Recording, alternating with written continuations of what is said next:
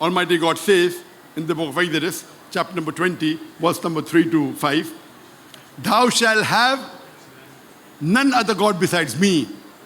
Thou shalt not make unto thee any graven image of anything, of any likeness, in the heaven above, in the earth beneath, and in the water under the earth. Thou shalt not bow down to them, nor serve them, for I, thy God, thy Lord, is a jealous God." The same message repeated in the book of Deuteronomy, chapter number 5, verse number 7 to 9. Almighty God says, "Thou shalt have no other God besides me.